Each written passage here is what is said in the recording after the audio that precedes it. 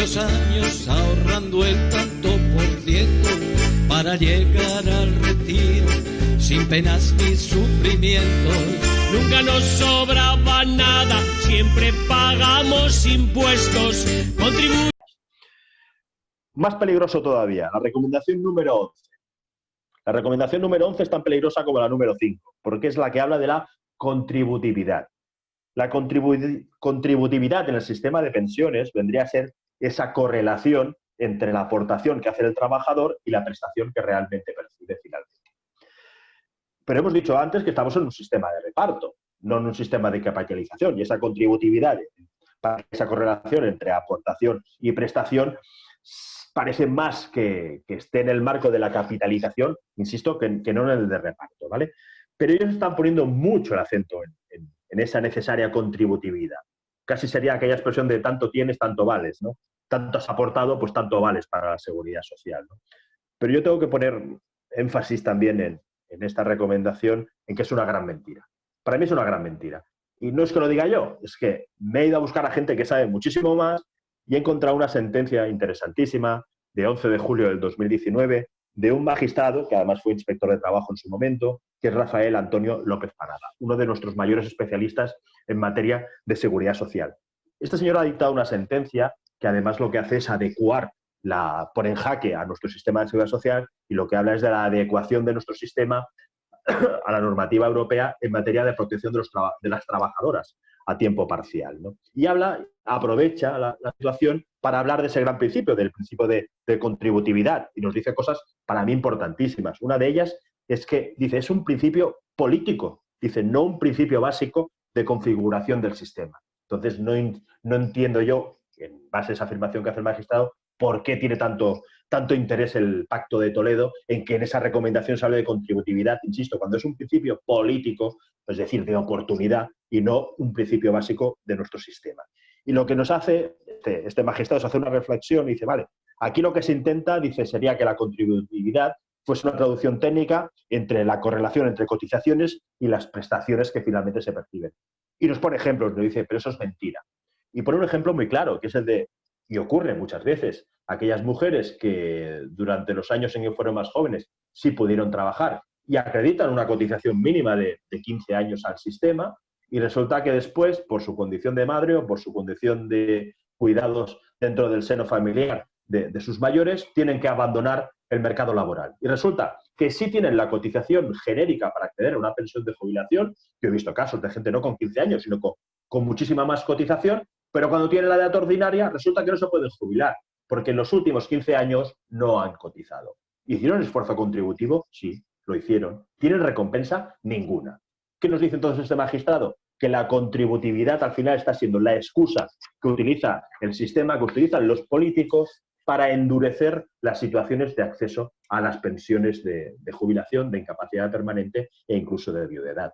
Pensad que para acceder a una pensión de viudedad en una situación de alta o asimilada a la alta basta con una cotización de 500 días, si está en situación de no alta de repente te piden 15 años. O sea, es una auténtica barbaridad. O sea, que la contributividad, insisto, yo creo, como este gran magistrado, creo que lo podemos afirmar, es una gran mentira, pero puede servir de excusa al legislador para endurecer el acceso a todas las prestaciones de seguridad social, jubilación, invalidez y, por supuesto, viudedad. Ya veremos por dónde se mueve. Recomendación 12. La recomendación 12 es sobre la edad de jubilación. Y aquí os hablaba al principio de que el legislador la Comisión del Pacto de Toledo está muy preocupada porque la edad real de jubilación sea superior a la actual y que se aproxime esa edad real a la edad legal. Pero cuando hacen esta recomendación, en ningún momento hablan de esa disparidad que tenemos ahora mismo de edades, y que en función de la cotización que hayamos efectuado serán ya en el 2021 66 años o 65. No lo dicen en ningún momento, intentan evitarlo. No, hay que adecuarse a la edad legal. Pero ¿por qué esa disparidad en función de la cotización? Vuelvo a la contributividad que hablábamos antes. Os pongo un ejemplo. Una persona puede haber cotizado 40 años a la Seguridad Social y hacerlo por bases mínimas. Lo hecho en condiciones de precariedad y quedarse con una pensión que ni tan siquiera llegue al mínimo garantizado y tenga que ser cubierta con complemento de mínimos. Eso, desgraciadamente, en mujeres o en trabajadores a tiempo parcial, lo vemos muchísimas veces. Y una persona puede haber cotizado 15 años exclusivamente, los últimos, y haberlo hecho por una base de cotización muy alta. Pues muy bien, esa persona que ha cotizado durante 15 años seguramente recibirá una pensión más alta que aquella que cotizó 40, pero en condiciones de precariedad. Entonces, establecer aquí una edad de jubilación y decir que tendrán en cuenta situaciones de vulnerabilidad me parece muy bien, pero es una mentira, porque ya tenemos esa situación de vulnerabilidad. Los hombres nos jubilamos, la gran mayoría, con 65 años, las mujeres se jubilan a partir del año que viene con 66 y cuando lleguemos al 2027 con 67 años. Y eso no afecta exclusivamente a la edad ordinaria de jubilación, sino también a todas aquellas situaciones en las que podemos anticipar la jubilación. Una jubilación anticipada involuntaria por causa de reestructuración empresarial te permite jubilarte 4 años antes. Pero si te jubilas 4 años antes con 67, te jubilarás con 63. Con la jubilación voluntaria anticipada, que permite jubilarse a partir de los 63 años, será exclusivamente para aquellas personas que tengan largas carreras de cotización. Insisto, las mujeres no podrán jubilarse con 63. Fijaos en la incongruencia, su edad de jubilación anticipada sería a partir de los 65. De esto no dice nada esa recomendación número 11. La recomendación 13, las prestaciones de viudedad y orfandad. Mira, aquí se pone de manifiesto lo que hace muchos años que persiguen. Y ya en la Ley 40/2007, que fue cuando se introdujo la pensión de viudedad para las parejas de hecho, no en condiciones de igualdad que las parejas matrimoniales, ni mucho menos, sino con condiciones mucho más duras, lo que se pretendía en aquel momento era dificultar el acceso a la pensión de viudedad también a las matrimoniales. Ya se hizo para las situaciones de separación o divorcio, pero no para las situaciones de mantenimiento del vínculo matrimonial. Y aquí ha habido bastante ruido, y además un ruido muy acertado por la Asociación de Personas Viudas de Pareja de Hecho, porque no es lógico que una pareja matrimonial no tenga que tener dependencia económica para acceder a la pensión y si se le esté exigiendo a una pareja de hecho. O que se le exijan largos periodos de convivencia a las parejas de hecho que no se exigen en las matrimoniales. Incluso aquí Más Madrid ha introducido algún tipo de esmena al documento del Pacto de Toledo y ha sido rechazada frontalmente por todos los partidos políticos. ¿Qué va a ocurrir? Pues que creo que van a utilizar esta excusa de que sí que van a tener en cuenta esa situación de desigualdad de las parejas de hecho para recortar por abajo. Y por recortar por abajo es para dificultar el acceso a la pensión de viudedad más de lo que está ahora, también a las parejas matrimoniales. Y vuelvo a los datos que he dado al principio. Pensad que una parte importantísima de pensiones del sistema, la segunda en concreto, son las pensiones de viudedad, que aquí son básicamente la gran mayoría son mujeres. ¿Y que actúa como pensión refugio? Siempre explico lo mismo, pero es que es así. Si hay muchas menos mujeres que acceden a la pensión de jubilación, hay 1,5 millones menos de mujeres pensionistas de jubilación, pues su única posibilidad muchas veces de acceder a una prestación de seguridad social es a través, que no sea no contributiva, es a través de la pensión de viudedad y cuidado que por aquí yo creo que van a introducir reformas. La recomendación 14, esta rápida, la han suprimido. Yo he intentado averiguar qué explicación daban al respecto y lo único que he conseguido es un pequeño resumen. Y me parece que es un mal presagio que hayan eliminado esta, porque precisamente esta recomendación 14 lo que hablaba era de que se tenía que establecer un sistema de pensiones suficientes que garantizasen la dignidad de la persona. Me parece que no se puede hacer una mejor descripción de lo que tendría que ser cualquier tipo de pensión, ¿no? Esa garantía de la dignidad de la persona y pensión suficiente. Sin embargo, la han eliminado y la han retirado de las recomendaciones del Pacto de Toledo. Mal augurio, me parece. Recomendación número 15, ya me quedan pocas. La recomendación 15 habla de la solidaridad y garantía de suficiencia. Bueno, pues claro, el sistema solidario, lo decíamos antes, en un sistema de reparto tiene que ser así, pero ellos aprovechan esa solidaridad para introducir la tasa de sustitución, que yo no sé qué tiene que ver. La tasa de sustitución ya sabéis que es que haya un porcentaje de las pensiones, un porcentaje sobre los salarios medios y decir, pues bueno, pues será el 70, el 60 o el 50. Pues me parece muy bien, pero voy a poner el ejemplo que ponemos siempre.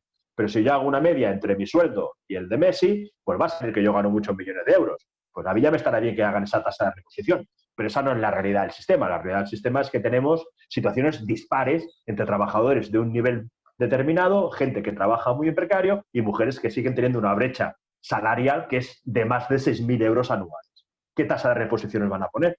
¿La de la media de todos? ¿O van a poner a cada grupo la suya?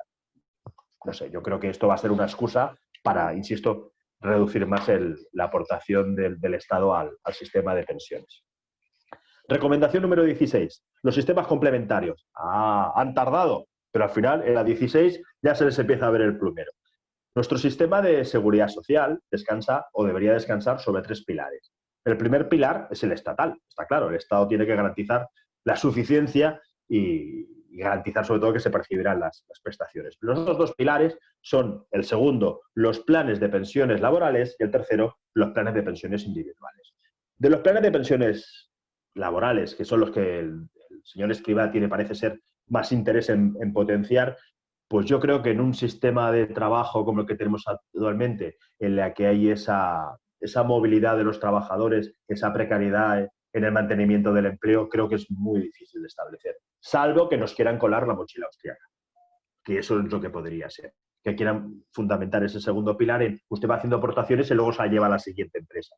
Bueno, eso al final no va a ser otra cosa que reducirte tu salario, lo tengas que aportar a ese plan que se ingresará en la entidad financiera que la empresa considere conveniente y no puedas tocarlo hasta tu edad de jubilación. Eso va a ser tener menos salario y que el sistema financiero tenga más dotaciones de nuestro dinero. Y el tercer pilar son los planes de pensiones individuales. Pues los pueden potenciar todo lo que quieran, pero aquí vivimos una situación de crisis previa a la actual del COVID, que fue la del 2008, y allí Zapatero en un momento determinado facilitó que los parados de larga duración pudiesen acceder a rescatar sus planes de pensiones.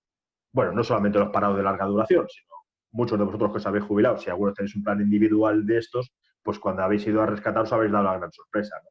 Como había muy poca transparencia en el funcionamiento de los mismos, como nos colaban la capitalización de sistemas de seguros de vida en lo que pensamos que eran sistemas de ahorro, como aquello que parecía que durante los años no certificaban que tenían un gran rendimiento, de repente cuando lo haces líquido descubres que ni era tanto como te prometieron y además el rendimiento fiscal de los mismos comporta que pierdas parte de esa expectativa de ganancia. Pero bueno, insisto, ellos están preocupadísimos y las entidades financieras están muy detrás de todo esto. Yo os apuesto lo que queráis, que a partir de enero vamos a tener una campaña intensa de publicidad de planes de pensiones como mínimo individuales. La recomendación 17. Mujeres y seguridad social. Esto que exigiría, yo no creo que una recomendación, yo creo que lo que exige es un acuerdo de todo el Pacto de Toledo poniéndose de acuerdo en cómo se va a resolver finalmente la gran brecha que hay entre hombres y mujeres. No se sostiene. Nuestro sistema de pensiones no se sostiene en clave de género. ¿Sabes qué? Yo siempre lo estoy denunciando. Por la dificultad real de acceso a pensiones. Por el resultado final cuando se accede en esos prácticamente 450 euros mensuales que hay diferencia entre una pensión de jubilación entre un hombre y una mujer. Y ahora el Pacto de Toledo, en una simple recomendación, dice se deben adoptar medidas de carácter estructural para conseguir la equiparación de la cobertura de pensiones entre hombres y mujeres. Muy bien. Sí, pero ¿cómo? ¿Cómo se va a trasladar eso a la realidad? ¿Se van a conseguir que los salarios no sean tan dispares? ¿Se va a conseguir que aquellos sectores feminizados, como pueda ser el de la limpieza, empiecen a tener sueldos dignos? Bueno, yo mucho me temo que ellos han hecho ese planteamiento en esa recomendación, pero creo que no se está ahondando en esa situación. Una reflexión. Ahora se está oyendo mucho en los medios de comunicación el tema del complemento de maternidad del artículo 60 de la Ley General de la Seguridad Social, que pueda también ser percibida por hombres. Esto fue una reforma de Rajoy en el año 2016, un mes antes de las elecciones, no para esquimar, no para intentar evitar la brecha de género, que no lo evitaba, sino para darse publicidad. Pero bueno, finalmente sí que es verdad que tal como la configuró era solamente para mujeres, y lo que suponía era pues, que aquellas mujeres que accedían a una pensión de jubilación, viudedad, incapacidad, y tuvieran 2 o más hijos, podían incrementar su pensión final en un 5 o un 10 o un 15%. Eso ha sido puesto en cuestión por el Tribunal de Justicia de la Unión Europea y ha dicho que eso no es una acción positiva para favorecer a las mujeres, sino que lo que hace es, al contrario, discriminar a los hombres. Yo no acepto el planteamiento del TJUE, ya lo avanzo, pero sí está llevando a que muchos hombres se estén planteando percibir esa prestación. Lo que no se está diciendo, y está saliendo en los medios, que hay alguna sentencia que así lo ha hecho. Lo que no están viendo esos medios de comunicación es que algunas de las sentencias que lo han reconocido han sido en casos en los que se ha quedado acreditado que el hombre sí que contribuyó al crecimiento, a la educación de sus hijos. Todos contribuimos al crecimiento, a la educación de nuestros hijos, pero yo creo que debemos de ser realistas, no con la intensidad que lo han hecho las mujeres. Y ahora, pues bueno, pues hay muchos hombres que se desmarcan y lo están pidiendo. ¿eso nos lleva a que la brecha de género se va a reducir? Pues mira, nos está llevando a lo contrario. Porque si un hombre cobra ese 5, 10 o 15% y su pensión ya es más alta que la de la mujer, lo que vamos a conseguir es que aún esos 450 euros de diferencia crezcan más. Por cierto, que cuando lo pide el hombre, que quede muy claro, eso significa que la mujer no lo va a cobrar, porque como está configurado legalmente este tipo de complemento, solamente lo puede recibir uno de los progenitores. Recomendación 17.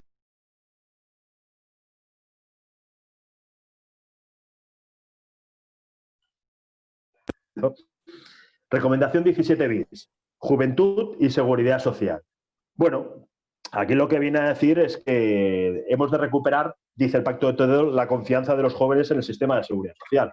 Bueno, yo no sé cómo se puede hacer eso. Yo no sé cómo se puede convencer a nuestros jóvenes en un sistema de precariedad laboral como el que tenemos, que si trabajan y cotizan a la seguridad social, el día de mañana van a percibir una pensión. Son ellos mismos los que son catastrofistas y nos dicen que en el 2050 a ver cómo tenemos el sistema, que hemos de tomar medidas, ¿no? Bueno, esto es un llamamiento. Yo creo que aquí no va a haber medidas por parte del Pacto de Toledo y eso nos lleva, pues eso, ¿no?, a que el Pacto de Toledo al final es más un lugar donde se reúnen muchos e insisten en que se debería potenciar el sistema de pensiones, pero luego no toman medidas que sean eficaces. Recomendación 18. Las personas con discapacidad. Pues claro que evidentemente se tienen que tomar medidas a favorecer la inserción de las personas con discapacidad, pero es que creo que aquí el foco no está bien puesto.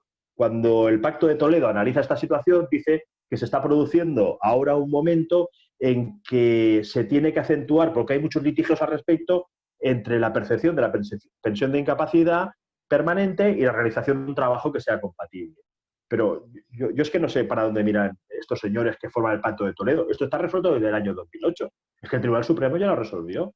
Siempre se ha podido compatibilizar una incapacidad permanente total para la profesión habitual con otro trabajo que tuviera otros requerimientos. Pero desde el año 2008 el Tribunal Supremo dijo que quien tuviera una absoluta o una gran invalidez, si no había un cambio en su estado de salud, también podía trabajar y percibir ese rendimiento del trabajo por cuenta propia o por cuenta ajena y la pensión de incapacidad permanente.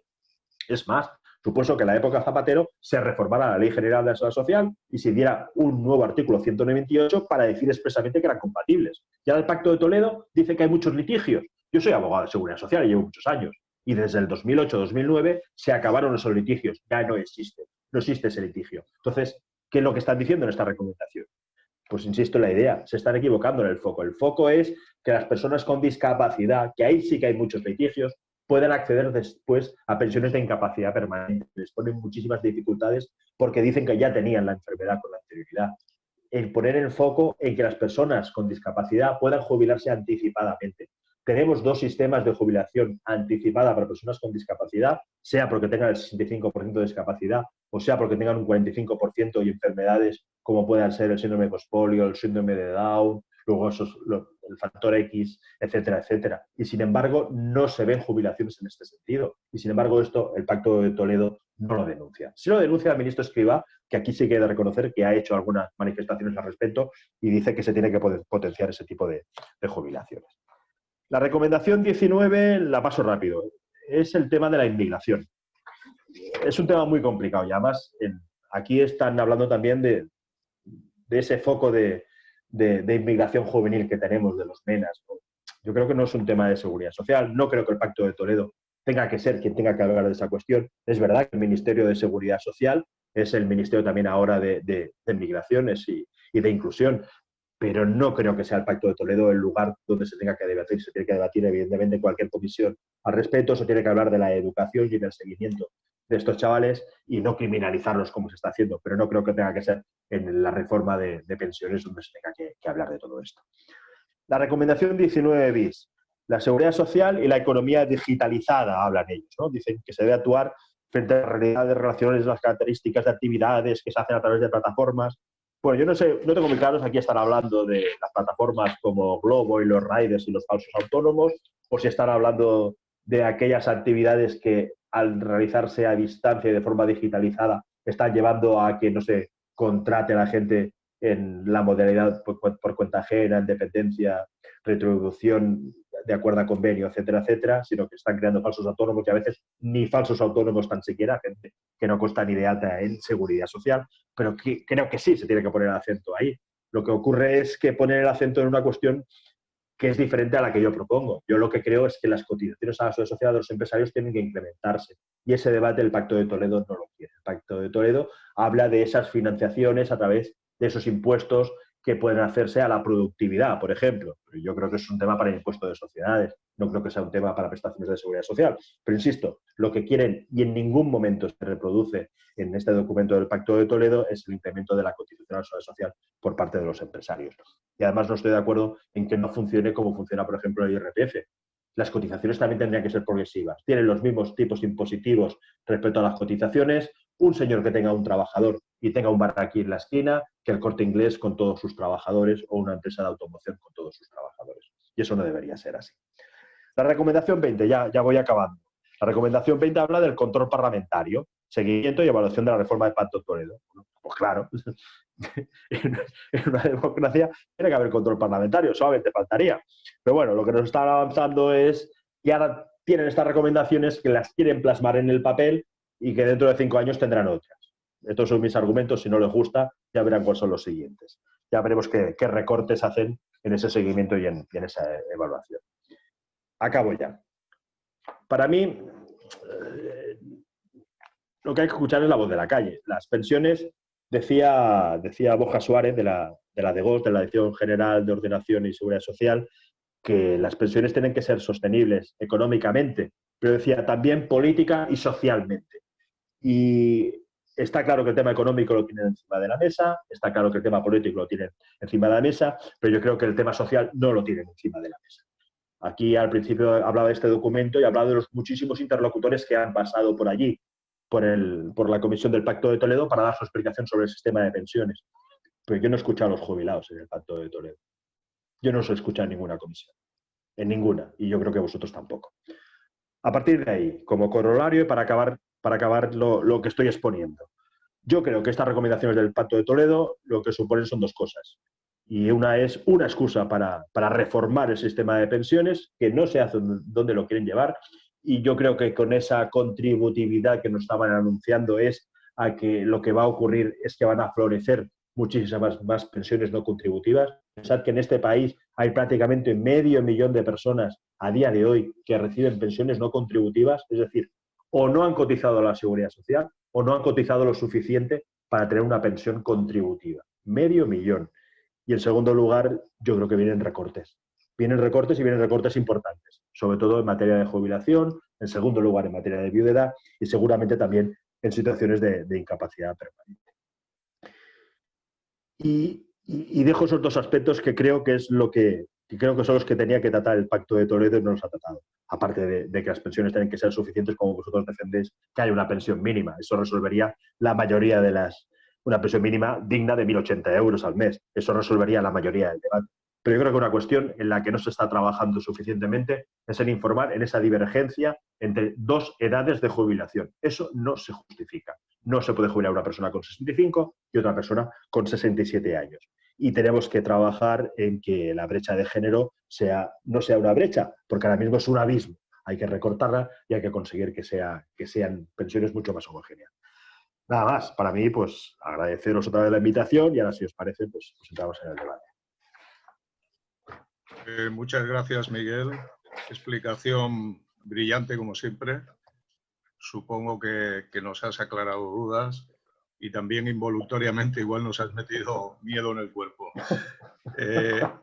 Lo que vamos a hacer ahora es, ya os lo he dicho, a través del chat, pidiendo palabras. Si te parece, Miguel, agrupamos 4 o 5 y las contestas en bloque y luego, si te parece ese sistema. Perfecto. Vale. Bueno, pues quien primero ha pedido la palabra y la tiene es Carmen Nebrera y después va Carpi. Carmen. Hola, buenas tardes. 2 minutos, por favor. Vale, muy rápido. Mira, querría saber si se tiene una previsión de cuál va a ser, en qué momento se va a aplicar esta nueva ley, porque en mi caso estoy pendiente de poder pedir la jubilación anticipada con 63 años.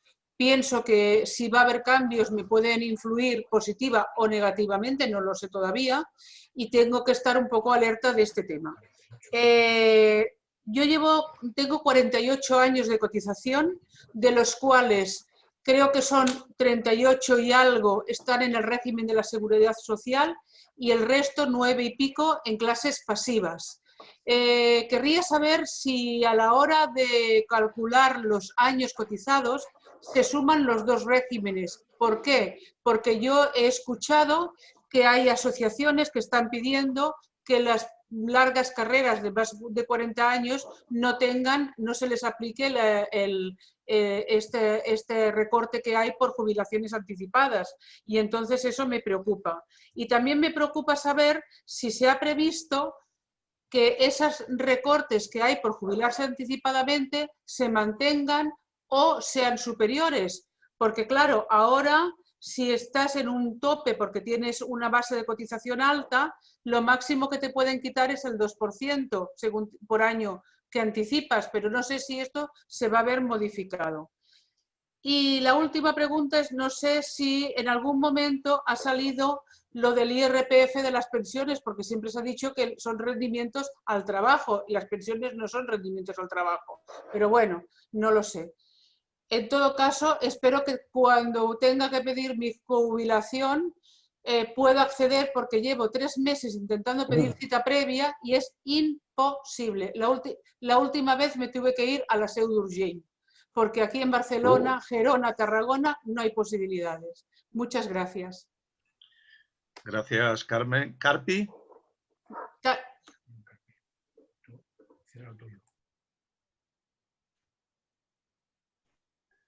Había pedido la palabra Carpi. Ahora. ¿Me escucháis ahora? Bien. Mucho, uy, ahora no. A ver, ¿habla? Bueno. Sí, ahora sí. Vale. Para mí, el tema más importante de este Pacto de Toledo es lo de los planes de pensiones que están intentando meter, sean en un momento dado privados o corporativos. En el fondo es lo mismo, son planes de pensiones. ¿Por qué? Porque con esa excusa van a plantear de que hay algo que complementa a la pensión. Es la excusa perfecta para reducir las pensiones, para que las pensiones entonces se igualen a las pensiones europeas, es decir, pensiones muy bajas en las cuales se complementan. Pero es que eso ya supone, digamos, ir privatizando las pensiones. Es el camino que está buscando el Pacto de Toledo y que, por desgracia, parece ser que sectores del gobierno, digamos, apoyan. Eso es tremendamente peligroso para los trabajadores. Primero, porque bajarán la pensión, pero es que además hay que plantearse otra cuestión. Los planes de pensiones pueden ser tremendamente diferentes. Es muy diferente el plan de pensiones de una gran empresa que el plan de pensiones de una pyme. Y otro punto, ¿qué plan de pensiones puede tener una empleada del hogar? El siguiente punto. Los planes de pensiones, teóricamente, lo que hacen es, en un momento dado, meter un dinero que se revalorizará mediante inversiones. Esas inversiones son pueden ser como planteó el Rajoy, comprar deuda pública con intereses negativos. Pero es que además hay que plantear que la mayoría de los planes de pensiones que están en Europa no están dando prácticamente ninguna rentabilidad.